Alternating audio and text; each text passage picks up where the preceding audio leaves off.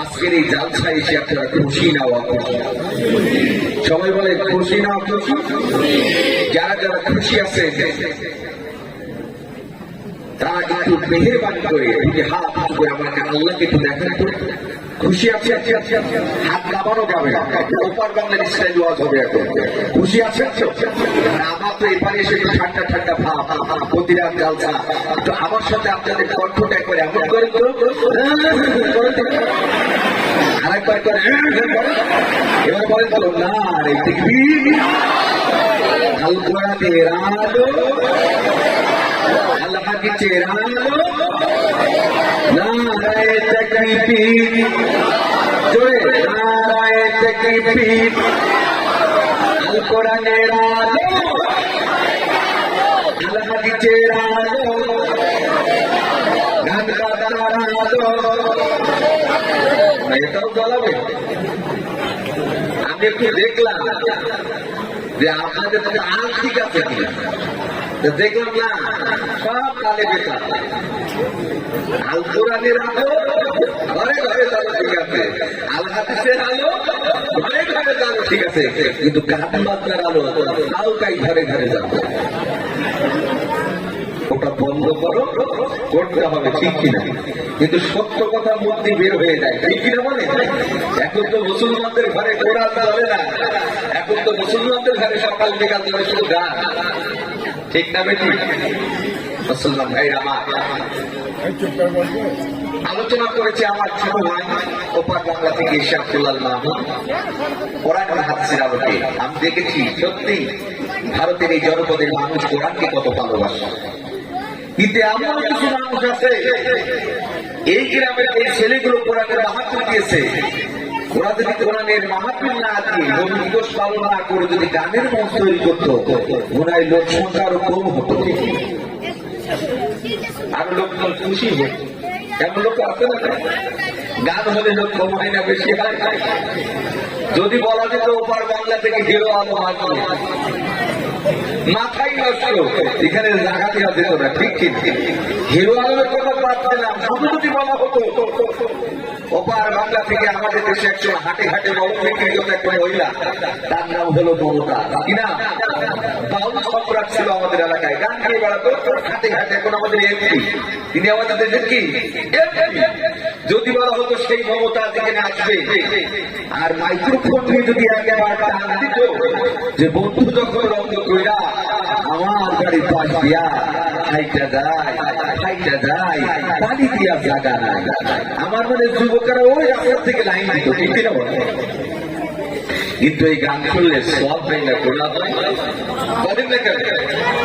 ভারতের মুসলমান ভাইয়েরা আমার, এই পৃথিবীতে যেখানে নৃত্যের কনসার্ট হয়, গানের কনসার্ট হয়, আমরা লক্ষ্য করে দেখেছি হাজারো মানুষের পদচারণায় মুখরিত হয়ে যায়, লাখো লাখো মানুষ সেখানে ভিড় করে। কিন্তু ভারতের মুসলমান ভাইয়েরা আমার, ওই নৃত্যের কনসার্টে হাজারো মানুষের মধ্য থেকে যদি একদম দাঁড়িয়ে কোনো শিল্পীকে প্রশ্ন করে, শিল্পী বলো তো দেখি বহু দূর থেকে তোমাদের গান শুনতে গেছি, এই গান শোনার কারণে আল্লাহ পাক রব্বুল আলামিন আমাদের আমলনামায় কোন সওয়াব দেবে কিনা কি পার বলো? কোন শিল্পী কি উত্তর দিতে পারবে? কোন শিল্পী উত্তর দিতে পারবে না। কিন্তু ভারতের মুসলমান ভাইয়েরা আজকে এই গ্রামের যে মামলাগুলি আল্লাহর কোরআনের রহমতের আয়োজন করেছে, হয়তো লাখো জনতে নেই, হাজারো মানুষের পদচারণায় মুখরিত নেই, আমরা মুসলমান কয়েকজন মুসলমান এখানে একত্রিত হয়েছি। আর আপনাদের মধ্যে থেকে যদি একদম দাঁড়িয়ে আমাদেরকে প্রশ্ন করেন, হুজুর বুঝলাম গান করলে সওয়াব হয় না গুনাহ হয়, যারা আমরা নামে থেকে হারাম করে এই গভীর রজনী পর্যন্ত আল্লাহর কোরআনের আলোচনা শুনছি, এই কোরআনুল কারীমের আলোচনা শোনার কারণে আল্লাহ পাক রব্বুল আলামিন আমাদের আমলনামায় কোন সওয়াব দেবে কিনা একবার বলেন, আমরা কি কোনো উত্তর দিতে পারবো কিনা বলেন? নিশ্চয় পারবো মুসলমান। তার কারণ হলো আমার নবী জীবনে কখনো মিথ্যা কথা বলে নাই, কাউকে মিথ্যা প্রতিশ্রুতি দেয় না। সে আখির জামানার পয়গম্বর জনাবে মুহাম্মদ রাসূলুল্লাহ সাল্লাল্লাহু আলাইহি ওয়াসাল্লাম বলছেন, ওয়া মা তোমরা শুনে যাও, যেই ময়দানগুলোতে আল্লাহর কোরআন তেলাওয়াত করা হয়, যেই ময়দানগুলোতে নবীজির বাণী তেলাওয়াত করা হয়, ওই ময়দানগুলোতে যদি কোনো মানুষ বসতে পারে, আল্লাহ পাক রব্বুল আলামিন তাদের আমলনামায় প্রতিটা সেকেন্ডে, প্রতিটা মিনিটে, প্রতিটা ঘন্টায় সওয়াব লিখতে থাকবে। ভারতের মুসলমান ভাইয়েরা আমার সাথে কথা বলে আমার নবী বলেছেন, আমার উম্মতরা তোমরা শুনে যাও, যেই ময়দানগুলোতে আল্লাহর কোরআন তেলাওয়াত করা হয়, যেই ময়দানগুলোতে নবীজির বাণী তেলাওয়াত করা হয়, ওই ময়দানগুলোতে যদি কোনো মানুষ বসতে পারে, যতক্ষণ পর্যন্ত কোরআনের আলোচনা চলবে, ততক্ষণ পর্যন্ত আমার নবী বলেছেন আল্লাহ পাক রব্বুল আলামিন আসমান থেকে নূরে সাকিনা রহমতের বৃষ্টি আল্লাহ ময়দানগুলোতে নাজিল করতে থাকবে। সুবহানাল্লাহ, সুবহানাল্লাহ, কি বরকতপূর্ণ মজলিস এই দ্বীনি মজলিস, এই কোরআনের মজলিস, এই ধরনের জালসা। কিন্তু আমরা কপাল পোড়া জাতি, এরপরেও সেখানে যেতে চাই না। যেতে কি চাই না, আবার অনেকে যেতে চাই, অনেকেই আছে এটা বিরোধিতা করে, আছে না? আপনাদের দেশ অনেক ভালো, আমরা এমন একটি রাষ্ট্রে বাস করি 95% মুসলিম, সেখানে কোরআনে মাহফিল দিতে গেলে আপনাদের মতন কেউ বাধা দেয় না, আপনাদের তো কেউ বাধা দেয় না। আমাদের দেশে আদিল করে দেয় এই হুজুরের ওয়াজ এখানে চলানো যাবে না, 144 আইন জারি করে বন্ধ করে দেয়। জাতির শ্রেষ্ঠ সন্তানদের কণ্ঠকে রুদ্ধ করা যত রকম ষড়যন্ত্র আছে, আমার দেশে আমাদের এখন জাত ভাই লেবাস হারিয়ে একটা মুনাফিক মুসলমান তারা কোরআনের মাহফিল বন্ধ করার ষড়যন্ত্র।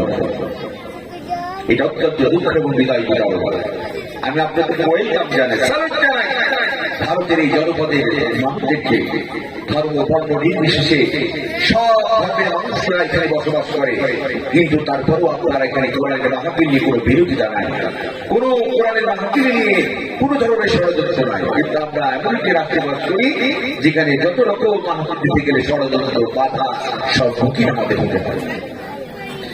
আমি আপনাদেরকে বলতে চাচ্ছি যে কথাটি, কোরআন কারীম আল্লাহ তাআলার কিতাব, এই কিতাবের আলোচনা যেখানে হবে আপনারা যাবেন, শুনবেন, শোনার পরিবেশ তৈরি করে দেবেন, কখনো এগুলোর বিরোধিতা করবেন না। রাজি আছেন? ঠিক চল, জোরে বলে রাজি আছেন? ঠিক চল, বলে কোরআন কার কিতাব, একটিবার বলেন কোরআন কার কিতাব। আল্লাহর কিতাবের বিরোধিতা করা যাবে?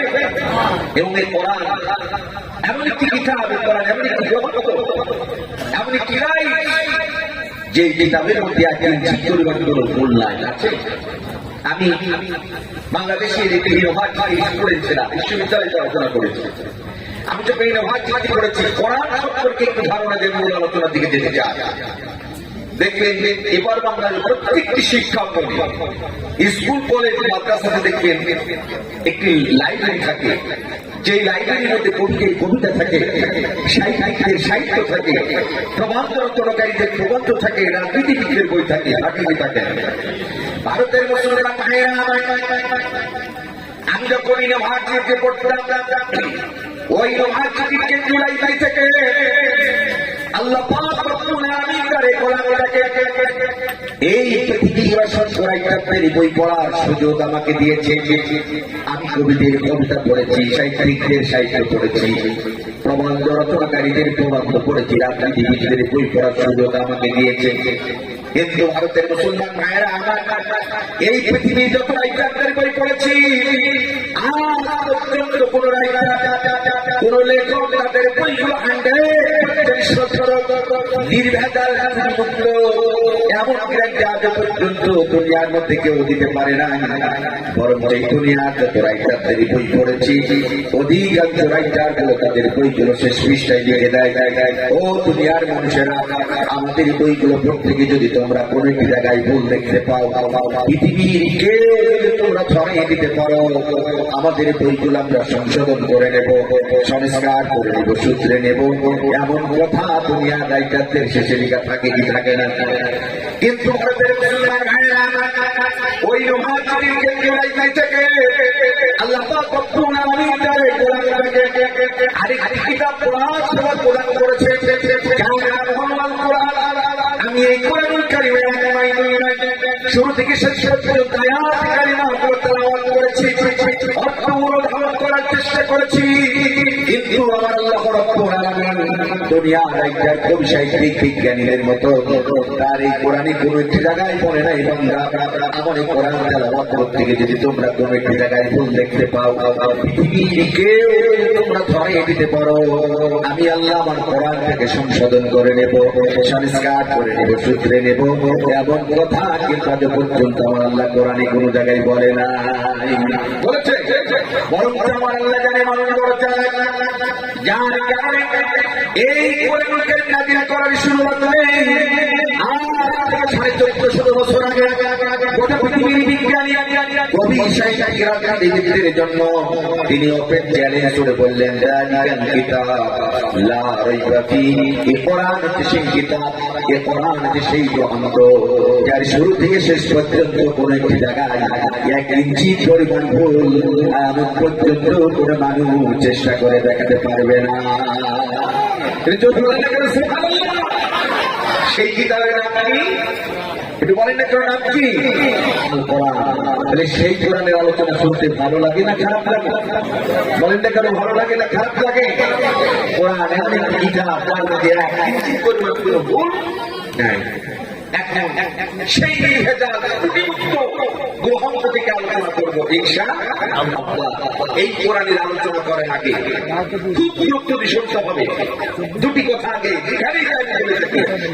এই কোরআন কেন আল্লাহ তাআলা পৃথিবীতে পাঠিয়েছে, এটা গোটা বিশ্বের মুসলমান আজ ইতিহাসটা ভুলে গেছে, এটা জানা আগে জরুরি আমাদের। কথা বলতে আজ গোটা পৃথিবীর মুসলমান কোরআন কেন আল্লাহ তাআলা নাযিল করেছে অনেকেই জানে না। অনেকে মনে করে কোরআন নাযিল হয়েছে ঝাড়ফুঁকের জন্য, অনেকেই মনে করে কোরআন নাযিল হয়েছে শুধু তাফসীর কিতাবের জন্য, অনেকেই মনে করে শুধু কোরআন নাযিল হয়েছে মানুষ মরে যাবে মাথার কাছে কি খতম করে 14 গোষ্ঠী সহ জান্নাতে ঢুকাই দেব। আসলে কি তাই? আমার আল্লাহ রাব্বুল আলামিন কি বলছে দেখেন, আমার দিকে তাকান, এটা আমার কথা নয়।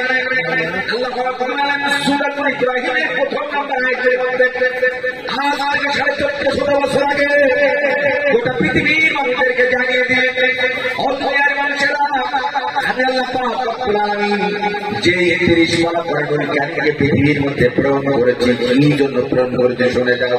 আল্লাহ বলেছেন আমি দুনিয়ার মধ্যে 30 পারা কোরআনুল কারীমকে নাযিল করেছি মিনাজ যুলুমাতি ইলান নূর, অন্ধকার থেকে জাহিলিয়াতের পথ থেকে মানুষগুলোকে মুক্তি দেওয়ার জন্য। জোরে বলেন না কেন? আল্লাহ বলছেন অন্ধকার থেকে জাহিলিয়াতের পথ থেকে মানুষদেরকে মুক্তি দেওয়ার জন্য মিনাজ যুলুমাতি ইলান নূর পৃথিবীতে প্রেরণ করেছে। এখন অনেকেই বলতে পারেন হুজুর সেই অন্ধকারের পথগুলোকে একটু বলে দিলে ভালো হয়। আল্লাহ তাও বলে দিলেন, ও দুনিয়ার মানুষেরা, অন্ধকারের পথ হচ্ছে শিরকিয়াতের পথ, অন্ধকারের পথ হচ্ছে কুফরিয়াতের পথ, অন্ধকারের পথ হচ্ছে বেদাতের পথ, অন্ধকারের পথ হচ্ছে সন্ত্রাসীর পথ, অন্ধকারের পথ হচ্ছে মাদকের পথ, অন্ধকারের পথ হচ্ছে নির্বিচারে ভালো মানুষগুলোকে হত্যা করার পথ। এগুলো সব অন্ধকারের পথ। এই পথগুলো থেকে মানুষদেরকে মুক্তি দেওয়ার জন্য আজ থেকে 1450 বছর আগে আমার আল্লাহ রব্বুল আলামিন এই কোরআন কিতাবটাকে দুনিয়াতে পাঠিয়েছে। এটা হলো কোরআন নাযিলের কারণ। এবার আমাদেরকে জানতে হবে এই কোরআনের বিধান মানলে মানুষের লাভ হয় না ক্ষতি হয়, সওয়াব হয় না গুনাহ হয়। আমার আল্লাহ কি বলে দেখেন, আমার আল্লাহ বলছে ও দুনিয়ার মানুষেরা, আমি আল্লাহ পাক রব্বুল আলামিন যে 30 পারা কোরআনুল কারীমকে পৃথিবীর মধ্যে প্রেরণ করেছি, বান্দা আমার এই কোরআনের বিধান যদি তোমরা মেনে নাও, ব্যক্তিগত জীবনে, পারিবারিক জীবনে, সামাজিক জীবনে, রাজনৈতিক জীবনে, আন্তর্জাতিক পরিমণ্ডলে, প্রতিটা সেক্টরে যদি বান্দা আমার এই কোরআনের বিধান মেনে নাও, তোমাদের লাভ হবে। তোমরা শুনে যাও, আল্লাহ লাভের কথা বললেন সূরাতুল বাকারা 38 নম্বর আয়াতের মধ্যে আল্লাহ দলিল দিলেন। আল্লাহ দুনিয়ার মানুষেরা, আমি আল্লাহ পাক রব্বুল আলামিন সেই 30 পারা কোরআন থেকে পৃথিবীতে প্রেরণ করেছি, বান্দা আমার এই কোরআনের বিধান যদি মেনে নাও তোমাদের লাভ হবে। তোমরা শুনে যাও, আল্লাহ লাভের কথা বললেন, ফামান তাবিআ হুদায়া ফালা খাউফুন আলাইহিম ওয়ালা হুম ইয়াহজানুন। আল্লাহু আকবার। আল্লাহ দুনিয়ার মানুষেরা, আমি আল্লাহ পাক রাব্বুল আলামিন যেই 30 পারা কোরআনুল কারীমকে পৃথিবীর মধ্যে প্রেরণ করেছি বান্দা আমার এই কোরআনের বিধান যদি তোমরা দুনিয়াতে মেনে নাও তাহলে তোমাদের দুনিয়ার মধ্যে কোনো টেনশন থাকবে না, চিন্তা থাকবে না, তোমরা চিন্তা মুক্ত টেনশন মুক্ত সমাজের মধ্যে বাস করবা। জোরে বলেন না সুবহানাল্লাহ। কার বিধান মানলে চিন্তা মুক্ত থাকা যায়? জোরে বলেন কার বিধান? কিন্তু আমরা মানি না। আজকে আমরা শান্তিগুলিকে অ্যারিস্টটলের মতাদর্শে, শান্তিগুলি লেনিনের আদর্শে, শান্তিগুলি কার্ল মার্ক্সের মতাদর্শে, শান্তিগুলি তিলকের মতাদর্শে, শান্তিগুলি মানুষের তৈরি করা আইনের মধ্যে। কিন্তু ভারতের মুসলমান Islam is the complete rule of life, Islam একটি পূর্ণাঙ্গ জীবন ব্যবস্থা না। ইন্না দীনা ইনদাল্লাহি ইসলাম। শুনে রাখো মুসলমান, এই পৃথিবীতে যত ধর্ম আছে সব মানুষের বানানো, একটি ধর্ম হলো আমার রবের পক্ষ থেকে মনোনীত, সেই ধর্মের অনুসারী যারা হবে এই পৃথিবীতে যদি তারা শান্তি পেতে চায় আল্লাহর কোরআনের বিধান ছাড়া বিকল্প কোনো পথ নাই। কথা বলে ঠিক যাবে কি? কে বলেছে? জোরে বলেন না কেন? কে বলেছে?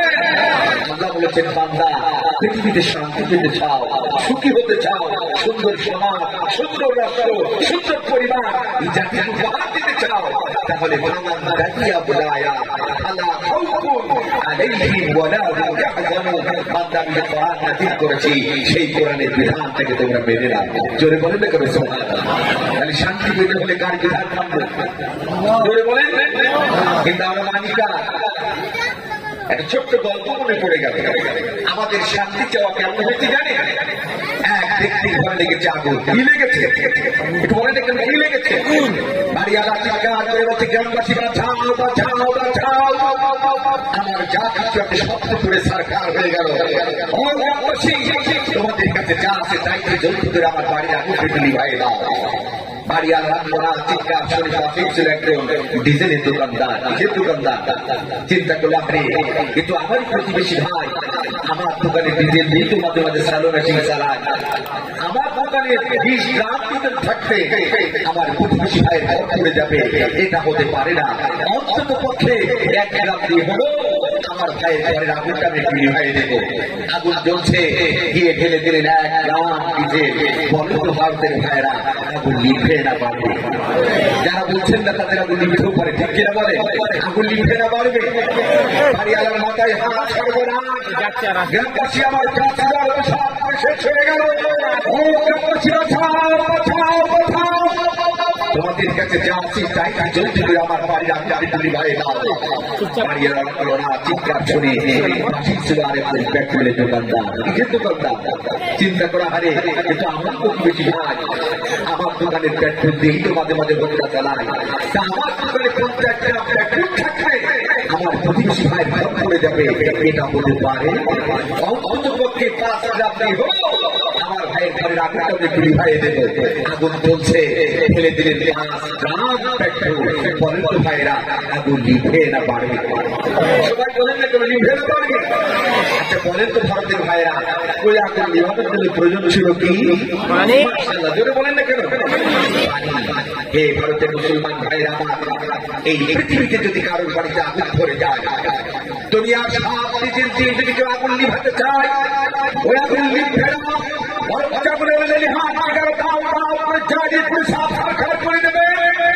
এই পৃথিবীতে যদি কারোর বাড়িতে আগুন ধরে যায়, দুনিয়ার কেন গোটা দোকানের পেট্রোল কেন গোটা বিশ্বের সব পেট্রোল কেউ যদি সে আগুন নিভাতে চায় ওই আগুন কখনো লিখবে না।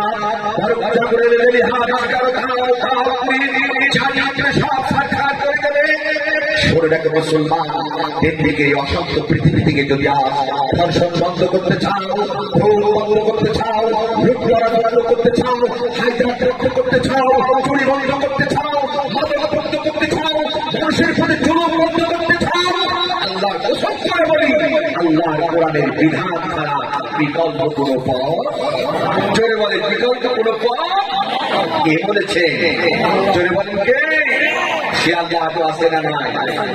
আমাদের রবকে আল্লাহ আমার রব, এই রবি আমার দামে দামে তার মানে তারি অনুভব, দামে দামে তার মানে তারি অনুভব। তোমার দুনিয়াতে আমি যেদিকে তাকাই অথাই নিয়ামতে ডুবে আছি যে সবাই তোমার দুনিয়াতে আমি যেদিকে তাকাই অথাই নিয়ামতে ডুবে আছি যে সবাই বকবকলের গানে শুনি তসবিহ কালোরা আল্লাহ আমার রাব এই রাবি আমার শাহ বলেন আল্লাহ আমার রাব এই রাবি আমার শাহ আল্লাহ আমার রাব এই রাবি আমার শাহ করে বলেন মারহাবা আমাদের রবকে সেই আল্লাহ বিধান ছাড়া পৃথিবীতে কখনো শান্তি পাওয়া যাবে যাবে না। তাহলে সেই আল্লাহ বিধান মানতে আপনারা রাজি আছেন ইনশাআল্লাহ? আল্লাহ কবুল করুন সকলে বলেন আমি। এবার আসুন আমি মূল আলোচনার দিকে যেতে চাই। আমার আলোচনার শুরুতে তিনটি কথা বলেছি। নাম্বার 1 কোরআন কিতাব প্র্যাকটিক্যাল কিতাব লারুগতি। নাম্বার 2 এই কোরআন দুনিয়াতে নাযিল হয়েছে অন্ধকার থেকে জাহেলিয়াতের পথ থেকে মুক্ততার পথ থেকে মানুষদেরকে মুক্তি দেওয়ার জন্য। নাম্বার 3 এই কোরআনের বিধান মানলে দুনিয়াতে শান্তি পরকালে নাজাত পাওয়া যাবে। কথা বলে ঠিক কি না? এখন সেই কোরআন থেকে আলোচনা হবে। এখন আমি মূল আলোচনার দিকে যাচ্ছি। আমার আজকে আলোচনার সাবজেক্ট হচ্ছে ইবাদত করতে হবে আল্লাহ, গুণগান করতে হবে আল্লাহ। কেন আল্লাহর ইবাদত করব এই নিয়ে আমি একটু আলোচনা করব ইনশাআল্লাহ। আমি যে সাবজেক্ট নিয়ে আলোচনা করব এই সাবজেক্টের বিষয় মুহাম্মদ কোরআনুল কারীমের সূরা আয-যারিয়াতের মধ্যে আল্লাহ পাক রব্বুল আলামিন সুন্দর করে বর্ণনা করে দিয়েছেন। আমার দিকে তাকান, আল্লাহ কি বলতে দেখেন। আল্লাহ বলছেন আউযু বিল্লাহি মিনাশ শাইতানির রাজীম বিসমিল্লাহির রহমানির রহিম। বিতাড়িত মর্দু শয়তান থেকে পানাহ চাচ্ছেন কার কাছে? এটা বলেন না কেন কার কাছে? আল্লাহ তাআলা। বিসমিল্লাহির রহমানির রহিম। করুণাময় অতি দয়ালু মহান আল্লাহ দ্বারা শুরু করছি। আমরা কোনো কাজ শুরু করবো কার নামে? বলেন মুসলমানেরা কোনো কাজ শুরু করবে কার নামে? আল্লাহ তাআলার নামে। মুসলমানেরা প্রশংসা করবে কার? বলেন না কেন কার?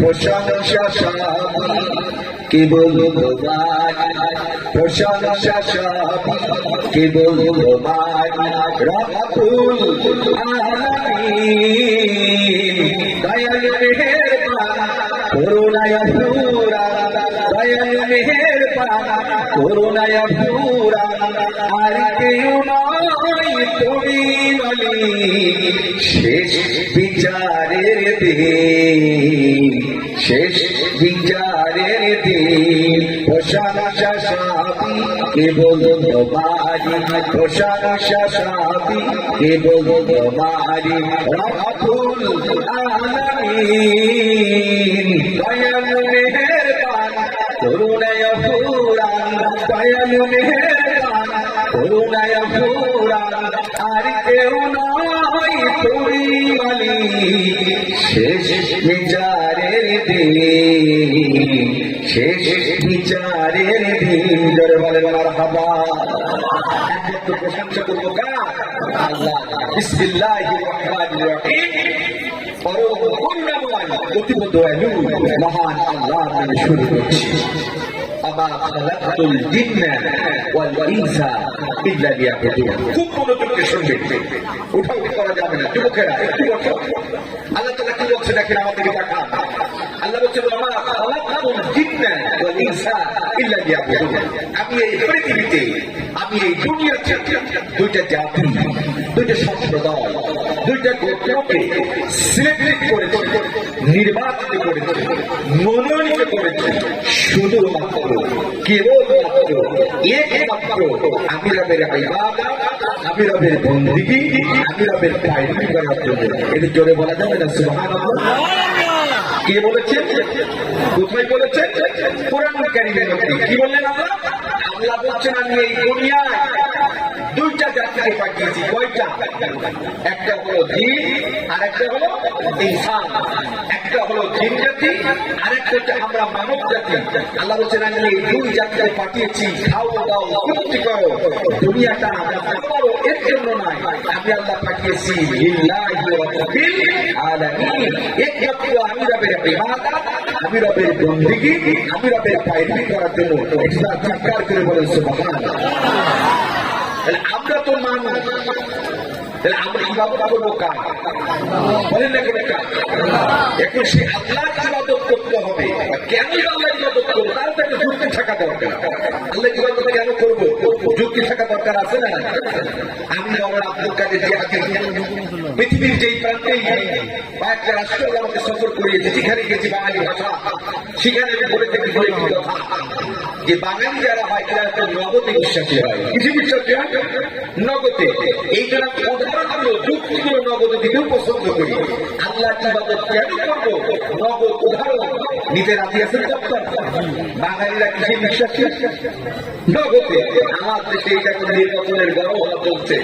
আমার দেশ এমন একটা দেশ, যখন নির্বাচন হয় আগের রাত্রে যদি নেতারা এসে 100-500 টাকার একটা কড়কড়ের নোট, 1000 টাকার নোট দেখায়, অথবা একটা শাড়ি, একটা লুঙ্গিতে একটা প্রতিশ্রুতি দেয়, আমার দেশের লোকেরা এতই তাদের চরিত্র ভালো, রাতেই বলে নেতারা টেনশনের কারণ নাই, ভোট হবে দিনে, রাতেই বছর হয়ে যাবে।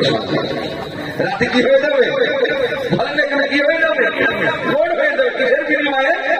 বলেন না কেন কিসের বিনিময়ে? টাকার বিনিময়ে। তার মানে বাঙালি জাত এরা কিসে বিশ্বাসী? নগদে বিশ্বাসী।